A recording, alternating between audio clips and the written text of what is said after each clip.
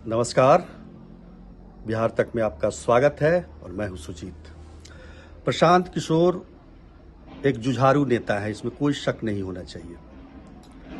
आप देखिए जिस तरीके से उन्होंने बिहार में पदयात्रा शुरू की और गली गली गांव गांव पंचायत पंचायत घूमे और अब बीपीएससी के अभ्यर्थियों को लेकर जो उन्होंने आंदोलन की शुरुआत की है, आमरण अनशन उनका अभी भी जारी है और उन्होंने बेल लेने से इनकार कर दिया है।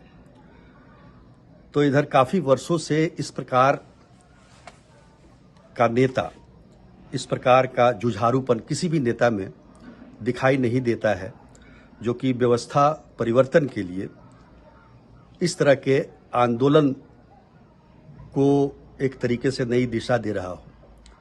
1974 के आंदोलन के बाद से बिहार में प्रशांत किशोर ने एक कोशिश की है। मैं ये नहीं कह रहा हूं कि ये 1974 का आंदोलन बन जाएगा, लेकिन व्यवस्था बदलने की जो बात वो कह रहे हैं और जिस प्रकार की उनकी रणनीति दिख रही है, वो अदालत उनको बेल देता है लेकिन वो बेल लेने से इनकार करते हैं, क्योंकि उसमें लिखा रहता है बेल बॉन्ड में कि आप अब से आप ये काम नहीं करेंगे, यानी कि आंदोलन नहीं करेंगे,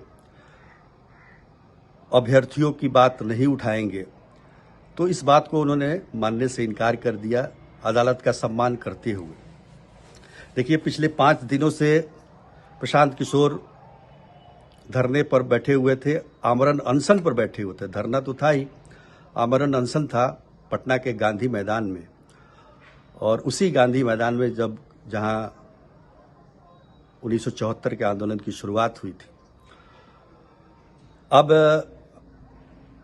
गांधी मैदान में बैठकर धरना देना अपराध है प्रशासनिक नज़र से।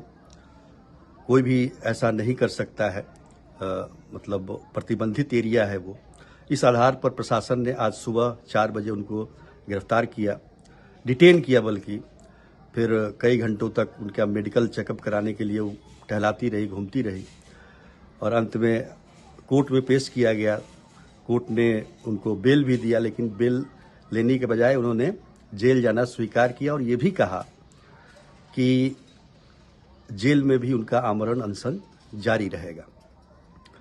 बहुत सारे उतार चढ़ाव आए इस पूरे प्रकरण में। हालांकि 70वीं जो बीपीएससी की परीक्षा दोबारा ली जानी थी, वो ली जा चुकी है 4 जनवरी को। अगले कुछ दिनों में उसका रिजल्ट भी आ जाएगा।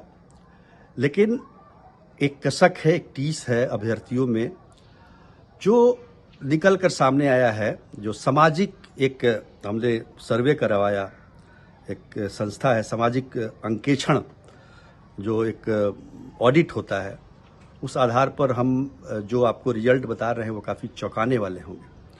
देखिए, इसमें ऑनलाइन अभ्यर्थियों से ये जानने की कोशिश की गई कि जो अभी परीक्षा ली है आयोग ने दोबारा 12,000 अभ्यर्थियों की, जो कि बापू परीक्षा सभागार में परीक्षा रद्द होने की वजह से दोबारा जिन्होंने देना था, हालांकि उसमें से काफ़ी कम अभ्यर्थियों ने टर्नअप किया। 8,000 अभ्यर्थियों ने ही परीक्षा दी, 4,000 ने नहीं दिया। लेकिन जो इस सर्वे में जिन अभ्यर्थियों ने हिस्सा लिया, मैं इसलिए कह रहा हूं कि सरकार को भी इसके बारे में सोचना चाहिए। 3,313 अभ्यर्थियों ने इस सामाजिक अंकेक्षण में हिस्सा लिया और उसमें से आप कह लीजिए केवल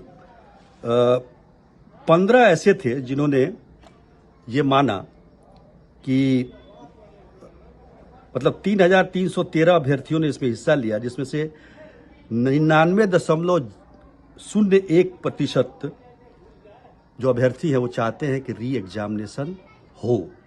आप सोचिए, 99.01%, यानी कि 3,313 अभ्यर्थी थे, उसमें से केवल 33 अभ्यर्थियों ने चाहा है कि री एग्जामिनेशन नहीं हो। मतलब बाकी जितने भी हैं अभ्यर्थी वो चाहते हैं कि री एग्जामिनेशन हो। निश्चित रूप से ये जो है रिजल्ट जो है काफ़ी चौंकाने वाला है ये सर्वे। उसी प्रकार से जो सर्वे में सवाल पूछा गया उसमें ये कहा गया कि भाई आपको क्या लगता है कि परीक्षा में गड़बड़ी हुई है, जिसके लिए री एग्जामिनेशन की जो मांग हो रही है परीक्षा में गड़बड़ी होने की वजह से ही मांगी जा रही है।